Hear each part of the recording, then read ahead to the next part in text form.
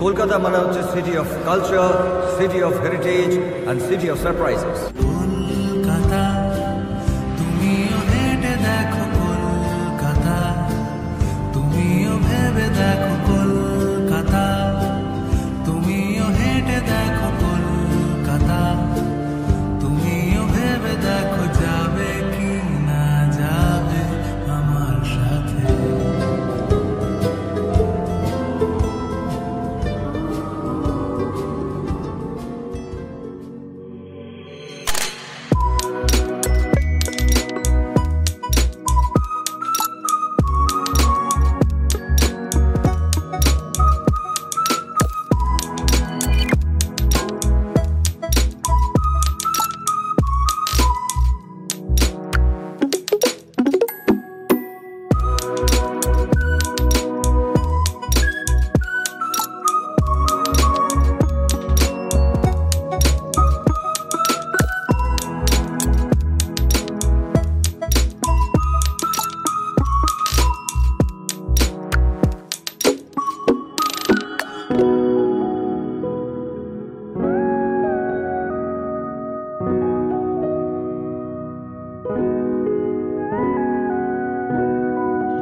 Good morning, সুপ্রভাত সকলকে। শুনছো কলকাতার ফার্স্ট এপিসোডে তোমাদের সবাইকে ওয়েলকাম জানাচ্ছি। আমি আছি আজকে স্প্ল্যানেডে, দ্য নিউ ক্যাফে রেস্টুরেন্ট, খুবই পুরনো একটা ক্যাফে। আজকে যে বিষয় বা যে জায়গাকে কেন্দ্র করে এই পডকাস্ট বা ইন্টারভিউ বলতে পারে, সেটার ব্যাপারে লোকমুখে প্রচুর অলৌকিক এবং মিস্টিরিয়াস জিনিসপত্র শোনা যায়।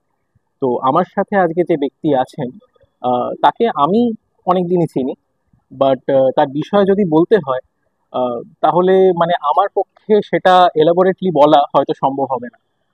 দীর্ঘ 18 বছরের ভ্রমণের অভিজ্ঞতা পাহাড়ে এবং জঙ্গলে, জঙ্গল সাফারি করেছেন এবং মানে জীবনের বেশিরভাগ সময়টাই কেটেছে হচ্ছে জঙ্গলে এবং পাহাড়ে।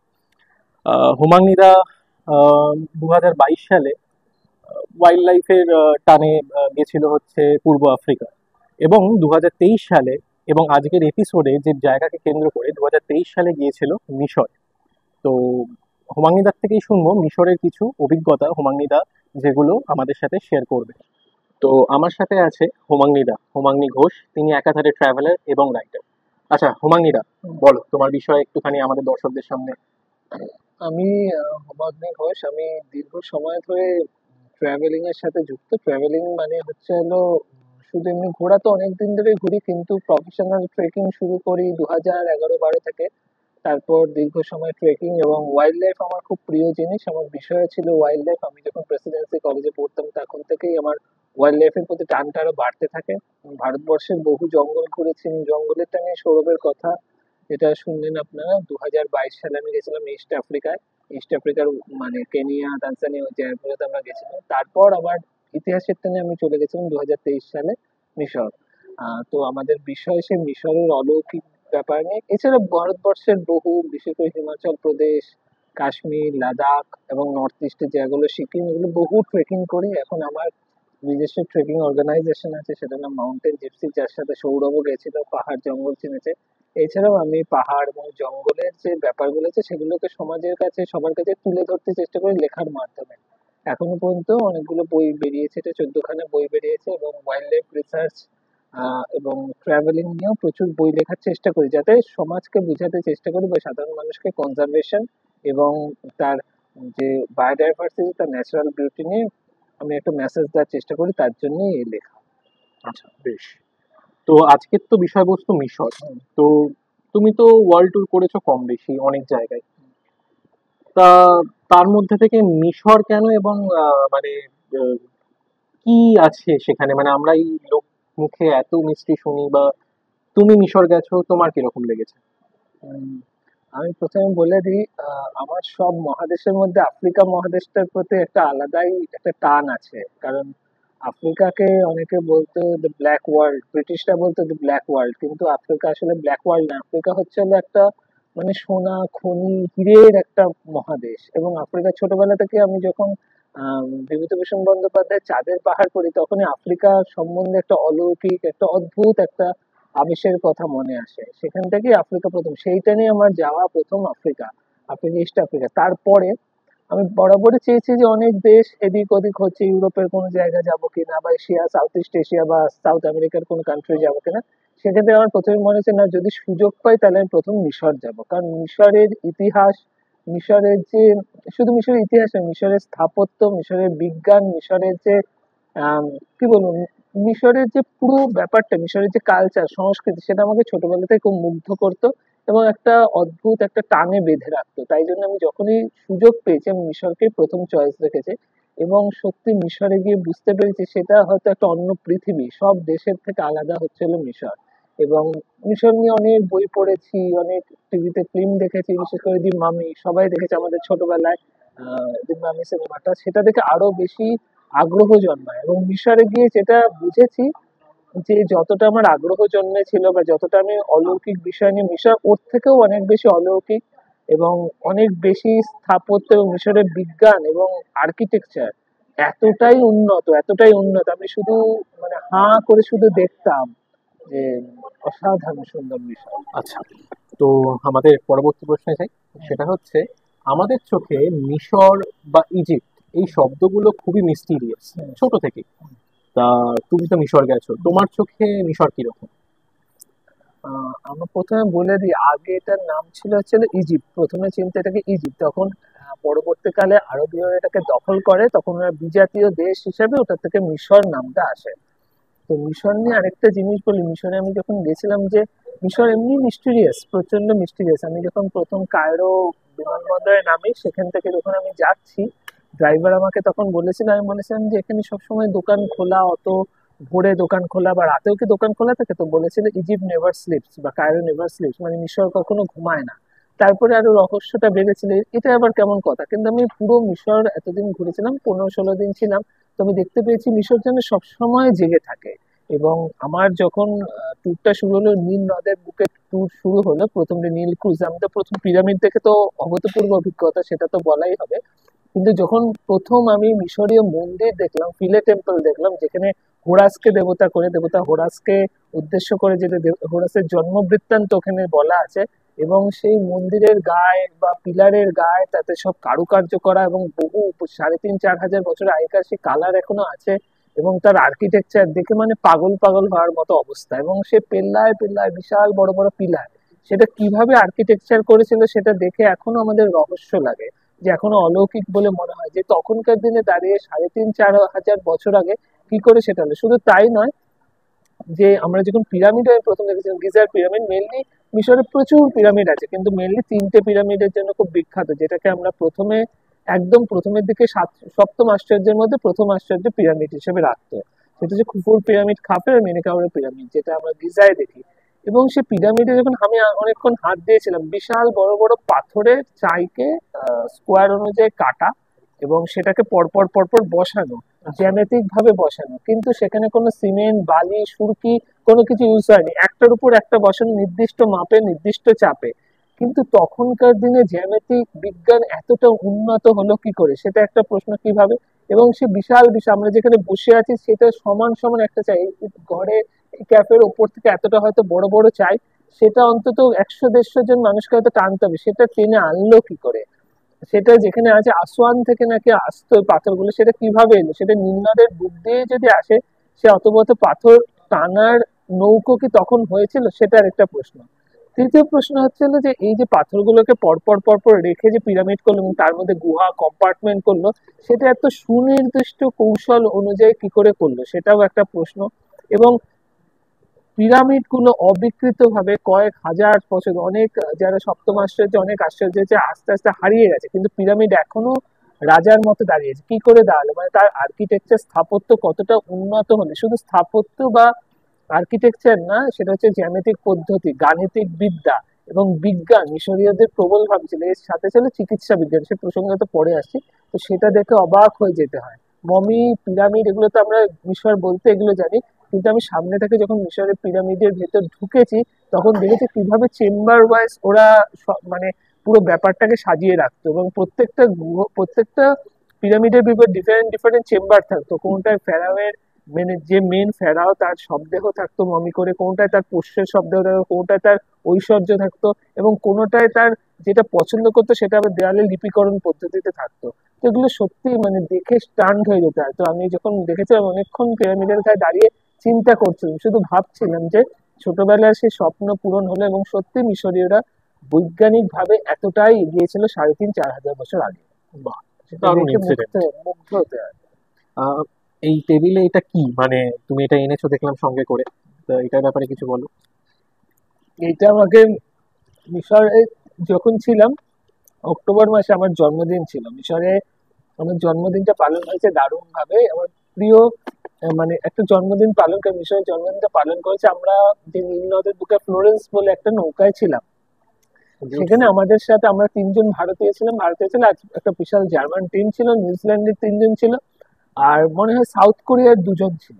আর পুরোটাই জার্মান। ওই জার্মান টিমটা আর আমার বন্ধু অভিষেক এবং অর্চিত, ওরা 2জন আমার জন্মদিন বলে প্ল্যান করেছিল। ওখানে গান বাজনা নাচ হয়েছিল ওই জাহাজের মধ্যে। তো অভিষেক আমার খুব প্রিয় বন্ধু, অভিষেক আমারই প্রেসিডেন্সির বন্ধু, আমরা একসাথে আফ্রিকাও গেছিলাম, মিশরে গেছিলাম। অভিষেক আমাকে জন্মদিনে এই মূর্তিটা উপহার দেয়। ইনি হচ্ছেন না মিশরীয়, এটাকে বলে মৃতের দেবতা, গড অফ ডেড, অথবা আরেকজন বলে দ্য গড অফ মমিস। এর নাম হচ্ছে আনুবিস। এর মুখটা শিয়ালের মতো। এই যে একে নিয়েই সত্যজিৎ রায়ের বিখ্যাত সেই লেখা শিয়াল দেবতা ও রহস্য। এই হচ্ছে শিয়াল দেবতা, যে হচ্ছে হলো হ্যাঁ যে হচ্ছে হলো বলে মমির দেবতা অথবা মৃতের দেবতা বলে। মমি সংরক্ষণ পদ্ধতি যে দেবতা মেনটেন করতো, অনেকে বলে যে সেটা হচ্ছে হলো ওসিরিস। ওসিরিসের পরবর্তীকালে এই দেবতাই সেই মমি সংরক্ষণ এবং মৃতের যে ব্যাপারটা ছিল, কারণ মিশরীয়রা মনে করে যে মৃত্যুর পর পুনর্জন্ম থাকে, তাই জন্যই যখন মারা যেত মমি করার পর তার যে প্রিয় প্রিয় জিনিসগুলো সেখানে সমাধি ক্ষেত্রে সাজিয়ে রাখা হতো। সেই জিনিসটা এবং মমিকরণ প্রক্রিয়াকে দেখভাল করে যে দেবতা, সেই দেবতা হচ্ছে না আনুবিস বা শিয়াল দেবতা। এটা এই জন্যই এনেছি যাতে সৌরভকেও দেখানো যায়। এটা সরাসরি আমরা কায়রো থেকে অভিষেক আমাকে উপহার দিয়েছিল, কায়রো মিউজিয়ামের পাশের একটা কিউরিও শপ থেকেও আমাকে দিয়েছিল। ভীষণই ইন্টারেস্টিং দেখতে। আচ্ছা হোমাঙ্গিরা, তুমি তো প্রায় 16-17 দিন মতো মিশরে ছিলে, তো তার মধ্যে থেকে কোন জায়গাটা তোমার সব থেকে মনে দাগ কেটেছে? মিশরের সবাই বলে যে পিরামিড, মমি, এগুলো তো দারুণ লেগেছে, কিন্তু আমার যদি পার্সোনালি ভাল লাগে, আমি প্রথম থেকে ওই যে আমি যখন মিশরে প্ল্যানিং করছিলাম ওর জন্য আমি আলাদা একটা দিন ভেবেছিলাম এবং প্রাণ ভরে ঘুরেছি, সেটা হচ্ছে আবু সিম্বলের মন্দির, Abu Simbel temple. Abu Simbel টেম্পলটা বলে যে আবু সিম্বল টেম্পল আমাদের ভোর 2:30-3টে জার্নি শুরু করেছিলাম এবং মনে আছে সেটা একটা সময় ওখানে আবু সিম্বল টেম্পলের ওখানে একটা এয়ারপোর্ট আছে। আগে ওখানে মানুষ এয়ারপোর্টে যেত, কারণ ওই যে জায়গাটা সাহারা মরুভূমির মধ্যে দিয়ে গাড়িটা, ওখানে মাঝে মাঝে আফ্রিকান টেরোরিজমের খুব উৎপাত ছিল, গাড়ি থামিয়ে লুটপাট করতো, তাই জন্য আগে হতো না। এখন অনেকটা ক্লিয়ার হয়ে গেছে।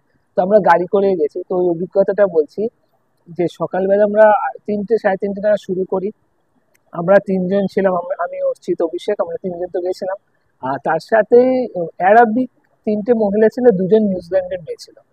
তো মানে সবাই বেশ সুন্দরী মেয়েদের সাথে একসাথে আমাদের জার্নি শুরু হয়েছে ওখানে। তো যেটা ওখানে সবচেয়ে সুন্দর লেগেছে, আমি যখন প্রায় ঘুমে চোখটা ঢুলেছি তখন অভিষেক আমাকে খোঁচা মেরে বলছে বাইরেটা দেখ। তখন বাইরেটা দেখছি এরকম মানে মরুভূমির মধ্যে এরকম লাল একটা বিশাল থালার মতো ছট করে সূর্যটা উঠলো সাহারা মরুভূমির বুকে। আমি প্রথম সূর্যোদয় দেখলাম, সেটা আমার জীবনে অন্যতম শ্রেষ্ঠ প্রাপ্তি। আর আবু সিম্বলের মন্দিরে ঢুকে আমি পুরো স্টান্ড হয়ে গেছি। আবু সিম্বলের মন্দিরটা তৈরি করেছিল, মানে তোমার হোটেল থেকে সেটা ডিস্টেন্স কত? হোটেল না, আমরা ছিলাম, ওটা ছিলাম হচ্ছে তো ফ্লোরেন্স, ওটা আসওয়ান বলে, আসওয়ানের হোটেল থাকে ওখানে, জাহাজেই থাকতো। আচ্ছা আচ্ছা। জাহাজে গিয়ে পৌঁছে আমরা সেদিন জাহাজে থাকার পর দিন জাহাজ ছাড়ার আগে আগে আমরা ওটা ভোরে শুরু করেছি। মানে এরকম ব্যাপারটা থাকে, 2:30টার সময় আমি জার্নি শুরু করি, আমাকে 350 কিলোমিটার রান করতে হয়, তারপরে 350 কিলোমিটার? 350 কিলোমিটার দেখে তারপর ভেরি লং জার্নি। আর প্রচুর রাস্তা, খুব ভালো হাইওয়ে, পুরো মরুভূমির মধ্যে দিয়ে যায়, মোটামুটি 3-3.5 ঘন্টা টেনে দেয়, আর একটু বেশি 4 ঘন্টা টেনে দেয়। এবার দেখে আসার সাথে সাথে কিন্তু জাহাজ ছাড়ে, মানে আমাকে টাইমের মধ্যে কমপ্লিট করতে হবে, খুব জার্নি থাকে ওখানে। তো আমি আবু সিম্বলের মন্দিরটা ওখানে দেখছি। আবু সিম্বলের মন্দিরটা তৈরি করেছিল রামেসিস 2। রামেসিস 2 হচ্ছে হলো মিশরের ইতিহাসের সবচেয়ে ক্ষমতাশালী একজন ফেরাও ছিল এবং সবচেয়ে বেশি সময় ধরে উনি রাজত্ব করেছিলেন, প্রায় 50-52 বছর রাজত্ব করেছিলেন। তার বয়স ছিল 82 বছর বয়সে মারা গেছিলেন। এবং সবচেয়ে বড় কথা হচ্ছে, এই প্রসঙ্গটা বলি, ওনার স্ত্রীর সংখ্যা ছিল প্রায় 30-40 জন, তার মানে রানী ছিলেন। এবং রানীদের মধ্যে বাচ্চার সংখ্যাও অগুন্তি, প্রায় 50-60-এর কাছাকাছি বাচ্চা। এবং 82 বছর বয়সে মারা যাবে। তার মমিও দেখেছি, বিশাল দীর্ঘদেহী চেহারা ছিলেন এবং নব্য যে মিশরীয় ফেরাও তাদের মধ্যে ছিলেন। তার পিতার নাম ছিল সেটি, এবং যুদ্ধ বিশারদ ছিলেন। এবং মিশরের রামেসিস এত মানে ক্ষমতাশালী ছিলেন, রামেসিস প্রচুর মিশরের স্থাপত্য বানিয়েছিলেন এবং নতুন হিসাতিদের তাড়িয়েছিলেন, মিশরে অনেক কারণ কাজ করেছে। তো এইখানে গিয়ে স্পেশালিটি হচ্ছে হলো, এইখানে একটা বিশেষ দিনে আমরা যেভাবে মন্দিরটা তৈরি হয়েছে, ওটা পরবর্তীকালে জলের তলায় তলিয়ে গেলে মিশর সরকারের যে তখন যে প্রধানমন্ত্রী ছিল, সে আবার ওটাকে অন্য জায়গায় এনেছে, আসওয়ান বাঁধের ওখানে বানিয়েছে। আচ্ছা। এর স্পেশালিটি হচ্ছে হলো, এটা একটা বছরের বিশেষ দিনে সূর্যের অবস্থান এরকম ভাবে পড়বে মন্দিরের গর্ভগৃহে, যেখানে প্রথমে রামেসিস টু, তার পাশে দেবতা আমুন রা মানে সূর্য দেবতা এবং নেফারতিরি তার যে স্ত্রী, এরকম 4টে মূর্তি আছে। প্রথম গিয়ে সূর্যের আলোটা আমুন রার কপাল ছোবে এবং তারপর রামেসিসকে উজ্জ্বল করবে, এবং সেটা সত্যিই হয়। বিশেষ দিনে ওই আলোটা ভয় পড়ে, এটা হচ্ছে স্পেশাল। আরেকটা হচ্ছে এর স্থাপত্য, মারাত্মক ধরনের স্থাপত্য, আমি স্টান্ড হয়ে গেছিলাম। আর এখানে হচ্ছে হলো রাজা এবং রানী, রামেসিস টু এর প্রথম, যেটাকে বলে হচ্ছে হলো যে রাজার মন্দির, আর পাশে রানীর মন্দির, রানী নেফারতারি। এবার এটা একটা দুটো জিনিস এখানে সিম্বলাইজ করে, মিশরের কোনো জায়গায় রাজা ফেরাও বাদে আর কোনো রানীর কিন্তু মন্দির নেই, এক্সেপ্ট আবু সিম্বল, সেখানে রানীর মন্দির। আরেকজন আছে হাতশেতপুতের রানীর মন্দির, কিন্তু হাতশেতপুত রানী ছাড়া উনি নিজে ফেরাও হিসেবে ছিলেন, উনি মহিলা হয়েও পুরুষ ফেরাওদের মতো উনি 7 থেকে 10 বছর রাজত্ব করেছিলেন, তার তো থাকতেই পারে। কিন্তু এখানে রানী হিসেবে প্রথম মন্দির হয় রানী নেফারতারি। এটা আমি জিজ্ঞেস করেছিলাম একজন গাইডকে, কেন রানী নেফারতারি, কেন অন্য কেউ নেয়, এতজন রানী আছে 30 জন, কেন রানী নেফারতারি? এবার ব্যাপারটা হচ্ছে রানী নেফারতারির সাথে রামেসিসের প্রথম থেকে প্রেম ছিল, বিয়ের আগে থেকে এদের প্রেম। রানী নেফারতারির বয়স হচ্ছে 14, রামেসিসের বয়স 16, তখন থেকেই প্রেম। এর পরবর্তীকালে অনেক বিয়ে হলেও প্রেমিকাকে কখনো ভুলতে পারেনি, প্রেমিকার জন্যই যেন এটা করে দেওয়া। এবং রানী নেফারতারি ওখানে প্রত্যেকটা জায়গায় এটা একটা ইম্পর্টেন্ট ব্যাপার যে স্ত্রীদের মর্যাদা, রানী নেফারতারিকে কিন্তু রামেসিস নিজের সমান যোগ্যতা দিয়েছিল, কারণ যে মূর্তিগুলো দেখলেই বোঝা যাবে রাজা রানীর যে মূর্তি সেটা সমান সমান। সবসময় মিশরীয়দের দেখলে বোঝা যায় যারা বড়, ফেরাওদের মূর্তি বিশাল, তারপরে পেছনে যারা ছোট ক্ষমতাগত তাদের মূর্তি ছোট, কিন্তু এখানে তা নয়। রানী নেফারতারির আলাদা মন্দির আছে এবং রাজার সাথে যে সমান ভাবে আছে, এবং রাজাকে মানে প্রেমিকা হলে 4 হাত 1 করে দিয়েছিল তো বটে, কিন্তু প্রেমিকা ব্যাপারটা কখনো ভুলে যাননি রাজা রামেসিস, তাই জন্য ওখানে রানী নেফারতারির মন্দির ওখানে আছে। আরেকটা যেটা ভালো লাগে সেটা হচ্ছে আসওয়ানের জল, আর তার সাথে হচ্ছে বিশাল বড় মন্দির একই ফ্রেমে যদি আপনি দেখেন, সেখান থেকে অসাধারণ লাগে, অসাধারণ সুন্দর লাগে। আমরা প্রচুর ছবি তুলেছিলাম ওখানে, এবং ওখানে একটা মনে আছে একটা ইজিপশিয়ান কফি খেয়েছিলাম, আমার নামটা মনে নেই। ওটা অর্চিত, আমাদের দলের যে অর্চিত ছিল, ওর প্রচুর মানে ওর খাবার খাবার নিয়ে প্রচুর নলেজ, এবং বিভিন্ন খাবারও ট্রাই করতো দেশ বিদেশে। তো বলেছিল হোমন্দের অভিষেক এটা ট্রাই করে, এই কফিটা অন্যরকম, সত্যি একটা পোড়া পোড়া অদ্ভুত টাইপের কফি। এমনিতেই কফি কোকো আফ্রিকায় খুব বিখ্যাত, আমরা নিশ্চয়ই জানি ঘানার কফি কোকো, ইথিওপিয়ার কফি, সেরকমই এই ইজিপশিয়ান কফিটা দারুণ ছিল, খেয়েছিলাম, খুব ভালো লেগেছিল, অসাধারণ অভিজ্ঞতা। এবং আমরা যখন আবু সিম্বল থেকে এত স্মৃতি নিয়ে ফেরার সাথে সাথে আমরা জাহাজে উঠে আমরা লাঞ্চ করতে বসে, তখনই জাহাজ ছাড়লো আসওয়ান থেকে লাক্সারের পথে। এটা সম্পূর্ণ একদিনের ট্রিপ ছিল? সম্পূর্ণ একদিনের ট্রিপ। আমরা 2:30টায় স্টার্ট করেছিলাম, আমরা 1:30টা নাগাদ ঢুকে গেছিলাম, পুরো প্রায় 700 কিলোমিটার রান করে পুরো দেখে পুরোটা ঢুকে গেছিলাম। আচ্ছা, বেশ। তা একটু আগেই শুনছিলাম ফেরাওয়ের বিষয়ে বা এই মমি বৃত্তান্ত বিষয়ে, তা একটু কান পাতলেই শোনা যায় ফেরাওয়ের তুতেন খামেনের মমি। তো এর পেছনের আসল সত্যিটা কি? মানে লোকে তো সবাই জানে এটা খুব মিস্টিরিয়াস এবং এর মধ্যে একটা বিশাল ভৌতিক একটা বিষয় রয়েছে, কাজ করে। তো তুমি কি বলবে এই বিষয়ে? এটা নিয়ে অনেক কথাই বলা যায়। প্রথম বলি, ফেরাও তুতেন খামেন, এটাকে ফেরাও বলে, তুতেন খামেনকে নিয়ে প্রচুর লোকের প্রচুর কৌতূহল, এবং আমরা ছোটবেলা থেকে পড়েছি তুতেন খামেনের অভিশপ্ত ইতিহাস, অভিশপ্ত মমি, হেন তেন নানান কথা। একটা বই আছে মিত্র ঘোষের তুতেন খামেনের দেশে, সেটা নিয়ে লিখেছেন উনি। তো এই তুতেন খামেন নিয়ে আমাদেরও প্রচুর কৌতূহল ছিল। তুতেন খামেন এমন একজন রাজা ছিলেন যে সবচেয়ে কম বছর বয়সে ফেরাও হয়েছিলেন এবং তাড়াতাড়ি মারা গেছে, তার পায়ে গোদের মতো একটা রোগ ছিল এবং বিভিন্ন রোগ ছিল। তিনি 11 বছর বয়সে ফেরাও হয়েছে, 18 না 19-এ মারা যায়, মাত্র 8 থেকে 9 বছর বয়সে মারা যায়। তুতেন খামেনকে নিয়ে এত রহস্যের কারণ একটা, তুতেন খামেনের সমাধি আমি একটু বলে দিই প্রথমে। আগে মানে মিশরের যে ফেরাওরা ছিল তাদের সমাধি তো সবাই জানি আমরা পিরামিডে, কিন্তু পিরামিডে দেখছে পিরামিডে চোররা সব চুরি করে নিচ্ছে বলে তাদের সম্পদ সুরক্ষিত নয়, তখন আর পিরামিড তৈরি করতে বহুত হ্যাপা, এই পাথর আনা এই আনা সে আনা অনেক হ্যাপা। তো তখন পরবর্তীকালে ফেরাওরা কি করলো, আমরা যেখানে গেছিলাম ভ্যালি অফ কিংস বলে একটা জায়গা, সেটা বিশাল বড় চুনা পাথরের একটা প্রচন্ড গরমের একটা জায়গা, সেখানে সুড়ঙ্গ কেটে তার মধ্যে টোম বা সমাধি রাখা হলে পুরো সুড়ঙ্গটা জুড়ে হাইরোগ্লিফ রাখা আছে বিভিন্ন কালারফুল করে, তার মধ্যে রাখা আছে। সেখানে পরবর্তীকালে সমস্ত ফেরাওদের সমাধি সেখানে করা হলো। সব সমাধি থেকে সমস্ত জিনিস কিন্তু তখনকার দিনে চোরা চুরি করে নিয়েছে। আচ্ছা, একমাত্র সমাধি যেটা হচ্ছে হলো যেখান থেকে চোরা কিচ্ছু নিতে পারেনি, সেটা হচ্ছে হলো তুতেনখামেনের সমাধি। তার নাম এখনো লেখা আছে KV62। একমাত্র তুতেনখামেনের সমাধিতেই তুতেনখামেনের মমি রাখা আছে। সবার মমি সেই সমাধি থেকে সরিয়ে কায়রো মিউজিয়ামে রাখা আছে, সবার দেখা যায় না, কিন্তু একমাত্র তুতেনখামেনের মমি তার সমাধি থেকে সরাতে পারেনি। যতবার সরাতে গেছে ততবারই অঘটন ঘটেছে। এটা অলৌকিক হলেও এটা সত্যি। একবার মনে আছে, একবার যে তৎকালীন যে মিশরের প্রেসিডেন্ট ছিল ফ্রান্সের একজন বলেছিল, না আমি তুতেনখামেনের সমাধি ওখানে সরিয়ে আমি ফ্রান্সে ওটাকে দেখাবো না। তিনি বলেছিলেন যে আপনি ভয় পাচ্ছেন নাকি?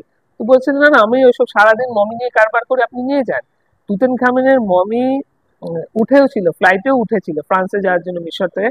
সে সময় তার হৃদযন্ত্রতে ব্যথা শুরু হয় তৎকালীন যে মিশরের প্রেসিডেন্ট, এবং তিনি হৃদরোগে আক্রান্ত হয়ে মারা যান। কেউ ওখান থেকে সরানোর সাহস পায়নি। এবং আরো শোনা যায় তুতেনখামেনের সমাধি থেকে 3টে বাঁশি পাওয়া গেছিল, সেটা আমরা দেখেওছি। প্রথম বাঁশিটা যখন বাজানো হয়েছিল তখন প্রথম বিশ্বযুদ্ধ, দ্বিতীয়টা সেকেন্ড ওয়ার্ল্ড ওয়ার, থার্ডটা বাজানোর কেউ সুযোগ পায়নি। মানে এটা কি সত্যি? এটা সত্যি, অনেকে মিথ বলে কিন্তু কেউ কেউ বলে সত্যি। এবার পরের প্রসঙ্গে আসি তুতেনখামেনের ব্যাপারে। তুতেনখামেনের সমাধি আবিষ্কার করেছে একজন ব্রিটিশ ইজিপচিওলজিস্ট, তার নাম হচ্ছে হাওয়ার্ড কার্টার। হাওয়ার্ড কার্টার ছিল দুর্ধর্ষ একজন ইজিপশিয়ান আর্কিটেকচার মানে হচ্ছিল সে প্রত্নতত্ত্বকারী, যেটাকে আরো ভালো করে বাংলায় বলা যায়। তিনি দীর্ঘদিন ধরে বিভিন্ন অনেকগুলো কাজ করে, হস্তক্ষেপেরও কাজ করেছেন। এবার তুতেনখামেনের সমাধি তারা জানতো কিন্তু কিছুতেই পাচ্ছে না। 1907 সাল থেকে তিনি চেষ্টা চালাচ্ছেন, বারবার গিয়ে ব্যর্থ হচ্ছেন, কোনোবার ফাইনাল ডেস্টিনেশনে যেতে পারছে না। এর মধ্যে তার ব্রিটিশ থেকে যে অর্থ বলেছে আমি আর দিতে পারবো না, কতদিন ধরে অর্থ চালাবে, যে কন্টিনিউয়াসলি রিসার্চ করে আছে। ও কার্টার এতটাই ও নিজের ব্যাপারে কনফিডেন্স ছিল, 1921 সালে তিনি মনে হয় কোথাও যে ওই ভ্যালি অফ কিংস এর ওখানে কোন একটা শ্রমিকদের দিয়ে গার্বেজ মানে নোংরা পরিষ্কার করতে করতে হঠাৎ একটা মিশরীয় শিলমোহর পায়। তিনি ওটাকে খোঁড়া শুরু করে দেখেন একটা দরজার মধ্যে যে তালা চাবিটা মারা আছে, একদম তার অভিজ্ঞ চোখ বলে এটা কোনো নামই কোনো ফেরাওর হবে। তিনি তখন আবার ক্যারভান বলে তার যে উচ্চপদস্থ ছিল তাকে বলছে ইমিডিয়েটলি লোক পাঠান, আমি নতুন কিছু হয়তো পেয়েছি।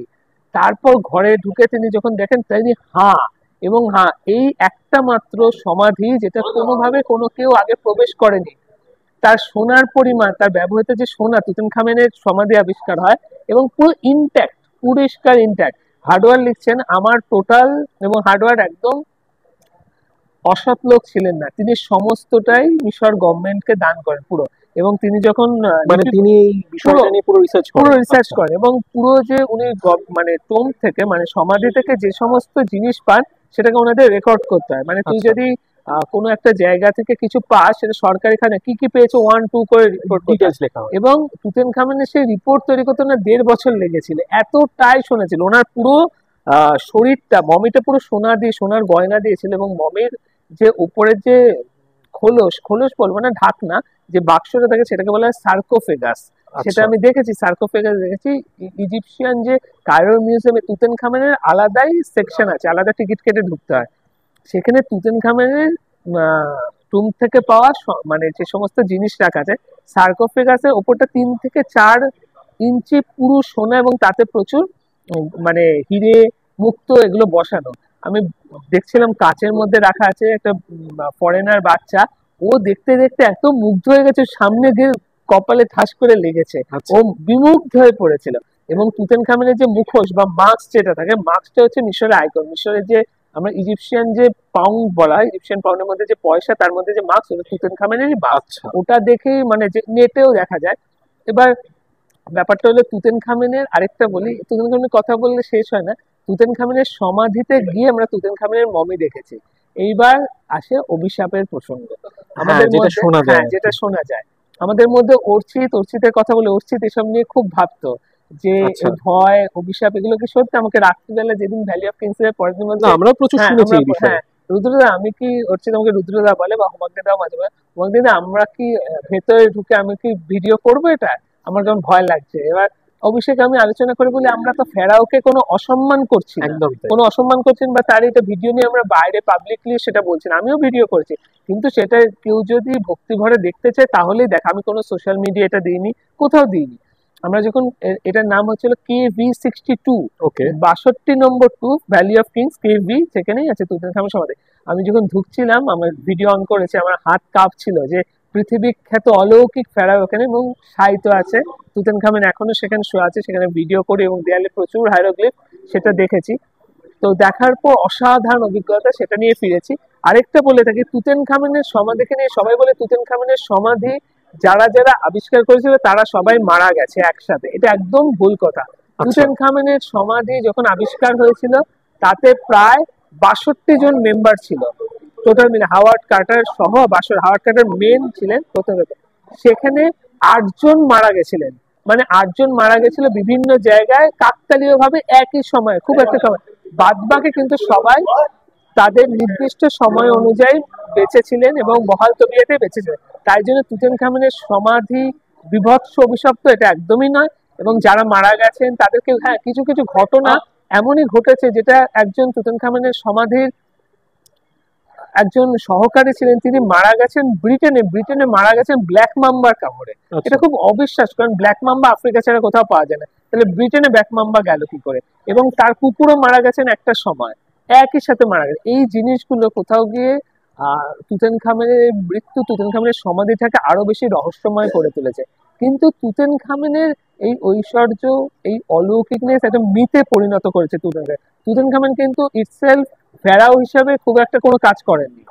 তার এত কম সময় ফেরা, তিনি কিছু বাচ্চা ছিলেন, তিনি খেলতেন, একটা কিশোর ফেরাও ছিলেন। কিন্তু তার মৃত্যুর পর তার যে মানে সমাধিটা পুরোপুরি অবিকৃত অবস্থায় পাওয়া যায়, এবং তার যে সমাধির মধ্যে পাওয়া যে বিপুল পরিমাণ ধনরাশি, সেইটা একটা সারা পৃথিবীকে চমক লাগিয়ে দেয়। আর হচ্ছিল তার বাসি এবং তার সময় যারা আবিষ্কার করেছিল তার সমাধি, তাদের হঠাৎ করে অলৌকিক মৃত্যু, এই সব মিলে তুতেনখামেনের সমাধিকে একটা মিথ, একটা অলৌকিক মিস্টিরিয়াস মিথে পরিণত করা দেওয়া হয়। কিন্তু আমরা সবাই এই মহান ফেরাও যারা কাজ করছে, যারা মিশরের বিজ্ঞান, গণিত, স্থাপত্যকে এতটা, তাদের সবার প্রতি সম্মান রেখে এই কথাটাই বলবো, কোনো কিছুকেই কোনো মিথ, যেটা মিথই থাকে সেটাকে যেন অবিকৃত না করা হয়। বিকৃত জিনিসটা খুব খারাপ। এখানে অনেকে লেখার সময় বা গল্প লেখার সময় সেটাকে বিকৃত করে দেয়। আমি বহু লেখায় দেখেছি যে জিনিসটা ঠিক নয় সেটাকে বিকৃত করে মানুষের কাছে পৌঁছে নেয়, এটা ঠিক নয়। তাহলে তাদের ধর্মাবেগ এবং তাদের জাতিবেগ এবং তাদের চিন্তন মননে আঘাত করা হয়, সেটা কোনোভাবে কাম্য নয়। যেটা যতটা আছে ততটাই বলা ভালো, সেটাকে পরিষ্কার ক্ল্যারিটি দিয়ে বলা ভালো, সেটাকে কখনো রং চং মাখিয়ে সেটা বলা উচিত নয়। যাই হোক, তুতেনখামেনকে নিয়ে অনেকের প্রশ্ন হচ্ছে, আমারও প্রচুর কৌতূহল ছিল, কিন্তু মিশরে গিয়ে আমার কৌতূহলটা পুরোপুরি নিবৃত্ত। একদমই, আমারও বিশাল কৌতূহল ছিল। তুতেনখামেন সত্যি একটা নিয়ে, কিন্তু এটা একটা সত্যি যে এটা এখনো প্রশ্নের উত্তর পাওয়া যায়নি এত কিছুর পরে, কেন সবার মমি ওই সমাধি থেকে সরিয়ে রাখা হলো শহরে, একমাত্র সে কেন পাহাড়ের বুকে শুয়ে আছে? তার মমি কিন্তু সরাতে পারেনি, কারণ যতবারই সরাতে গেছে ততবারই বিপর্যয় নেবে, এটা কিন্তু একদমই সত্যি। তাই জন্য ওই গর্ব, ওখানে তুতেনখামেনের সমাধিতে এক্সট্রা টিকিট দিয়ে ঢুকতে হয়, আর ওখানে স্পেশাল সিকিউরিটির ব্যবস্থা আছে। একমাত্র ফেরাও যার মমি এখনো সেই পাহাড়ের বুকে রাখা আছে। আমাদের বাংলা প্রবাদে একটা কথা আছে না, যা রটে তার কিছুটা তো বটে। অবশ্যই কিছুটা তো অবশ্যই ঘটে, কারণ তুতেনখামেনে এবং ওখানকার যখন আমি গেছিলাম যে তুতেনখামেনে তুত বলে, ঠিক আছে, ওখানে বলে কিং তুত। তো কিং তুত বললে সবার মুখের চেহারা একটা বদলে যায়, যে কিং তুত, কিং তুতের সমাধি। আমি একজনকে জিজ্ঞেস করি, বলছে no no it's impossible, he is mysterious. এবং তাকে অনেকে কেউ বলে সে হচ্ছিল অপদেবতার মতো, কেউ বলে সে দেবতার মতো মিশরকে রক্ষা করে। এক একজনের এক একটা থিঙ্কিং, কিন্তু কোথাও গিয়ে আমরা তাকে, তার ইতিহাস, তার সমস্ত কিছুকে সম্মান করে বলে সে যেখানে থাকতে চাইছে সে সেখানেই ভালো থাকুক। আচ্ছা হুমাঙ্গিদা, আমি তো শুনলাম ফেরাওয়ে তুতেনখামেনের অভিশপ্ত ইতিহাস যতটা তুমি জানালে আমাদেরকে, তা তুমি তো মিশরে গেছো, ওখানে কোনো ভৌতিক অভিজ্ঞতার সম্মুখীন হয়েছো? না, মিশরে কোনো ডাইরেক্ট ভৌতিক অভিজ্ঞতার সম্মুখীন হয়নি, প্রচুর গল্প গাছব শুনেছি, কিন্তু আমরা শেষ দিন যে বাড়িটাতে ছিলাম, যে অ্যাপার্টমেন্টটায় ছিলাম, বাড়ি না হোটেল? ওটা একটা এয়ারবিএনবি, পুরো অ্যাপার্টমেন্ট আমরা নিয়েছিলাম, আমরা 3 জন। তো ওটা গিজার ওখানে ছিল। ওই ঘরে একা কেউ থাকতে পারবে না, এতে বড় সাহসীরও বুক কেঁপে যাবে। কেন বলছি, ওই ঘরের যে মালিক, অ্যাপার্টমেন্টের মালিক, সে ইউএসএতে থাকে, এবং ওই পুরো অ্যাপার্টমেন্টে 4টে বেডরুম, 2টো বাথরুম, একটা বিশাল বড় কিচেন, এবং আর তাছাড়া বারান্দা আছে। বারান্দা দিয়ে তুই ওখান থেকে পুরো গিজার পিরামিড যেতে হবে। গিজাতে প্রায় 25 তলাতে লিফটে করে যেতে হতো। আর ওখানকার যে আসবাবপত্রগুলো, সেগুলো সবই হচ্ছিল সাদা চাদরে মোড়া ছিল, আমরা গিয়ে খুলেছি। এবং ওখানে যে লোকটা, যে মানে পরিচারক ছিল, তার নাম ছিল, আমরা সাবু নাম দিয়েছিলাম। একটা বিশাল ঘ্যাঙা লোক, টা করলে আর ঘটোৎকচের মতো দাঁতটা বার করা। সে আরবিয়ান ভাষায় কী বলতো কিছু বুঝতামও না, আকার ইংরেজিতে কথা বলতো। তো ওইখানে 2টো বাথরুমে, একটা বাথরুম থেকে একটা বাথরুমে এতটাই দূরত্ব ছিল, যদি কিছু হয়েও যেত কেউ খবর পেত না। আর অদ্ভুত ব্যাপার, আমরা যে ঘরে ছিলাম, আমি আর অভিষেক একটা ঘরে ছিলাম, আর অর্চিত একটা ঘরে ছিলাম, আমরা যে খাটটা ছিলাম, খাটটা উল্টো থেকে বিশাল বড় আয়না। বলে যে ঘুম থেকে ওটা আয়নায় কিছু দেখতে নেই, কিন্তু ওখানে অদ্ভুতভাবে আয়নাটা ছিল, ওটা দেখে আরও গা ছমছম করতো। আর ডাইনিং হলের ওখানে কিছু কিছু ছবি আঁকা ছিল, বিশাল বড় পুরোনো বাড়িতে। ছবিগুলোতে একটা ছবি আমার মনে আছে, একটা মেয়ে নিজের গলাতেই নিজে ছুরি ঢুকাচ্ছে, রক্তটা ফিনকি দিয়ে বেরোচ্ছে। এটা হচ্ছে একটা পোর্ট্রেট। এরকম পোর্ট্রেট দেখে সবারই গা ছমছম করা মানে স্বাভাবিক ব্যাপার, আমাদেরও হতো। এবং আমাদের মনে আছে, আমরা যদি কেউ বাথরুমে যেতাম, একটা বাথরুম থেকে একটা বাথরুম এতটাই দূরত্ব, প্রথম যে পাশাপাশি থাকবে, একসাথে খাবার খেতে, মানে রাতটা কাটানো নিয়ে একা থাকলে খুব ভয় লাগতো। আর সেকেন্ড হচ্ছে হলো যে ওই যে আমার অ্যাপার্টমেন্টে ছিলাম, ওই ঘরে যে এসিগুলো চলতো, প্রচণ্ড ঠান্ডা হয়ে থাকতো, মানে এসি যেন রেগুলেট করা যেত, মানে তীব্র শীতল হয়ে থাকতো। ওই একটা গা ছমছমের পরিবেশ আমার লেগেছে। এছাড়াও আমি কোনো ভৌতিকভাবে সেটা বলা হবে, কিন্তু ওই যে রাতটা কাটিয়েছিলাম 3 রাত ওখানে, বেশ রাত্রিবেলা আমরা সবসময় একসাথে থাকতাম, বেশ একটা মানে গা ছমছমের পরিবেশ ছিল, এটা ছিল। তার মাঝে একটা ছোট্ট ইনসিডেন্ট হয়েছে, সেটা হচ্ছে যে মাইকে আমরা রেকর্ড করছিলাম, সেই মাইকের যে অ্যাডাপ্টার, সেটা ভেঙে যাওয়ার জন্য একটু নয়েজি আসছে হয়তো এরিয়াটা, তো সেটা আমি চাই দর্শক একটু অ্যাডজাস্ট করে নিই। আমাদের খাওয়াও চলে এসছে তার মাঝে। তোমার কী অর্ডার করেছো? এটা হচ্ছে হলো ফ্রাইড রাইস, আর হচ্ছে হলো চিলি ফিশ। ওকে, ফ্রাইড রাইস আর চিলি ফিশ। হ্যাঁ, আচ্ছা হুমাঙ্গিদা, তুমি বলো যে তুমি তো সামনে থেকে মমিও দেখেছো, পিরামিডও দেখেছো, তো সেটার অভিজ্ঞতা কেমন? আর যারা যারা মিশর যেতে চায় বা মিশর নিয়ে রিসার্চ করতে চায়, তাদের উদ্দেশ্যে তুমি কী বলবে? আমি প্রথমত বলি, পিরামিড দেখার অভিজ্ঞতাটা মারাত্মক। কারণ মমি দেখা, মমি সবাই মোটামুটি কলকাতা মিউজিয়ামে যারা গেছে, তাতে একটা মমির একটা ডিপার্টমেন্ট আছে, ইজিপ্ট, আচ্ছা, ওখানে মমি দেখেছে বা মমি সেল।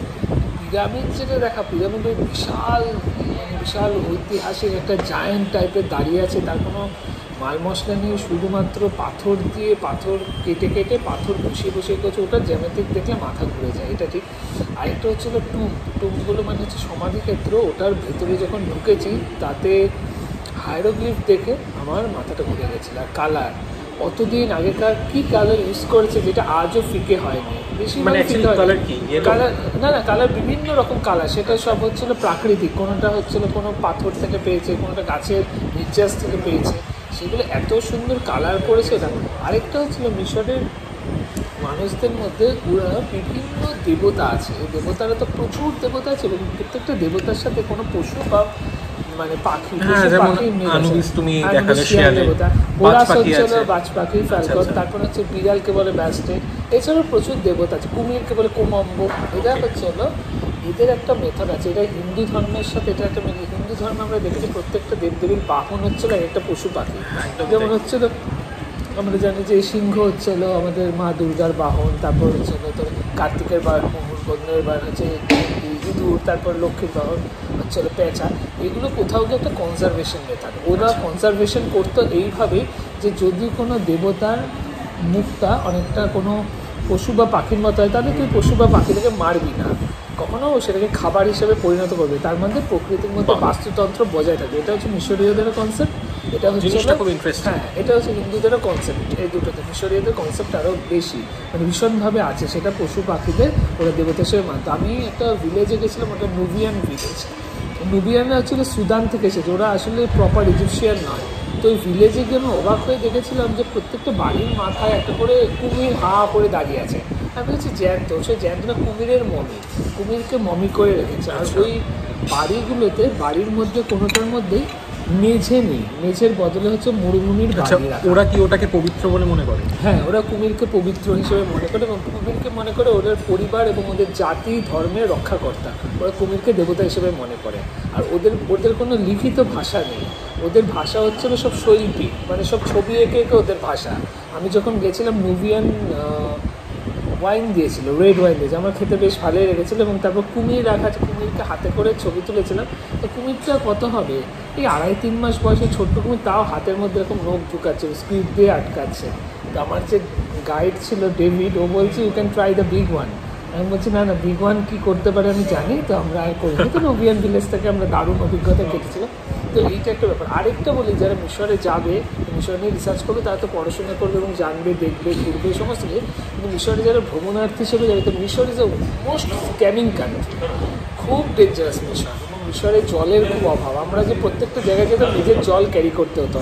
আমার মনে আছে সকালবেলা পিরামিড থেকে বেরিয়েছিলাম, অভিষেকের ব্যাগের পেছনে পাশে মানে আমরা জলের বোতল, একটা ছেলে জল টেনে নিয়ে পালাচ্ছিল, কারণ জলের এতটাই দুরবস্থা ওখানে, জল খুব সাবধানে খায়, প্রত্যেকটা জায়গায় জল ভীষণ কস্টলি। আর সেকেন্ড হচ্ছে খুব স্ক্যামিং, মানে ওদের কোনো রেট নেই। ওরা তার বললে তোকে 10 পাউন্ড, তোকে সেটা দরদাম করতে হয়, প্রত্যেকটা জায়গায় নেগোসিয়েশন করতে হয়, প্রত্যেকটা জায়গায়। এটা মিশরে যারা যাবে তারা খুব ভালো করে অল্টারনেট তারা কি করে, মানে তারা কি জল কম খায়? না, জল খায় তার। এবার যারা বাইরে থেকে আছে, যেহেতু মিশরের মধ্যে মরুভূমির দেশ মিশর, সেখানে জলের একটুখানি প্রাচুর্য আমাদের ইন্ডিয়ার মতন। এবং ওখানে গিয়ে বুঝেছিলাম আমরা ভারতবর্ষের যথেচ্ছভাবে জল নষ্ট করি, কিন্তু সেখানে জল নষ্ট করার কোনো জায়গা নেই, প্রত্যেকটা জলের বিন্দুর দাম আছে। আমি মিশরে নীল নদের ক্রুজে ছিলাম, ক্রুজ তো প্রচণ্ড দারুণ খাবার দাবার, আমাদের একদম গালা পার্টি হয়েছিল, 97 রকম খাবার হয়েছিল, কিন্তু কোথাও ওয়াটার নেই। ফ্রুট জুস আছে কিন্তু ওয়াটার তোমাকে নিজে ক্যারি করতে হবে। তাই জন্য মিশরে যারা যাবে, একটা হলো তারা জলের ব্যাপারটা, আর হচ্ছে জিনিসপত্র কেনার ব্যাপারে ভীষণভাবে ওয়াকিবল থাকতে হবে। আর আরেকটা জিনিস, মিশরীয়রা কিন্তু ইন্ডিয়ানদের খুব ভালোবাসে। কারণ আমি যেখানে গেছি সেখানে দুটো নাম আমি খুব শুনেছি, একটা হচ্ছে অমিতাভ বচ্চনকে ওরা খুব ভালোবাসেন, মাঝে মাঝে শাহরুখ খান, কিন্তু ইন্ডিয়ান মিউজিক খুব ভালোবাসে। আমাদের যখন ইমিগ্রেশন করছি আমরা, তখন যেই শুনেছি ইন্ডিয়ান, ওরা খুব ভালো। ওরা সবসময় বলে Indians are very kind, but Europeans are mostly thief. এটা সত্যি কথা, কারণ হচ্ছে এখানকার একজন সুন্দরী ছিল, তার নাম হচ্ছে নেফারতিতি। নেফারতিতির যে সবচেয়ে দামি মূর্তিটা, সেটা হিটলার নিয়ে গেছিলো, ওটা এখন জার্মানিতে বার্লিন মিউজিয়াম আছে, ওটা কখনো ফেরত দেয়নি। এবং এখানকার যে এপিটো বা হাতশেপকে তৈরি অনেক জিনিস ফ্রান্স নিয়ে গেছে। ওরা বলে যে ফ্রান্সকে নাকি এমনি বন্ধুত্বপূর্ণভাবে দিয়েছে, কোনো বন্ধুত্বপূর্ণভাবে দেয় না, ছিনিয়ে নিয়ে গেছে। তো মিশর যেহেতু একটা গরিব দেশ, ওকে ডমিনেট করার শুধু ইউরোপিয়ানরা চিরদিন ওখান থেকে চুরি করে নিয়েছে, ওদের নিজস্ব কোনো সেরকম কিছু নেই। এখান থেকে আফ্রিকা থেকে বহু লুটেছে, আমাদের ভারতবর্ষ থেকে ব্রিটিশরা লুটেছে। তো আমরা ওখানে গিয়ে দেখলাম ইন্ডিয়ানদের প্রতি ওরা খুব সদয় এবং জানে যে ইন্ডিয়ানরা দয়াল, ইন্ডিয়ান অন্তত চোর না, এবং ইন্ডিয়ানরা ভীষণ ভালোভাবে ব্যবহার করে। আমাদের সাথে খুব ভালো সম্পর্ক ছিল এবং খুব ভালো কেটেছে। শুধু এই দিকগুলো একটু খেয়াল করে গেলে মিশর যায় না, আপনার জীবনে একটা ঐতিহাসিক ট্যুর হয়ে থাকবে, যেমন আমার হয়েছে। থ্যাংক ইউ সো মাচ, খুব ভালো লাগলো আজকের এই সুন্দর এপিসোড হুমাঙ্গিদার মুখ থেকে। তো হুমাঙ্গিদার অভিজ্ঞতা শুনলামই। আজকের এই এপিসোডটা এখানেই আমরা শেষ করছি নিউ ক্যাথেতে। জাস্ট একটু আগে লাঞ্চ করলাম, আর মাইকের সমস্যাটার জন্য হয়তো একটু হালকা নয়েজি আসছে এফেক্টটা। তো আশা করছি আপনারা সেটা একটু অ্যাকসেপ্ট করবেন, যেহেতু এটা আমাদের ফার্স্ট এপিসোড। নেক্সট থেকে আমরা চেষ্টা করব বিষয়টাকে আরও এনহ্যান্স করার। দেখতে থাকুন শুনছো কলকাতা।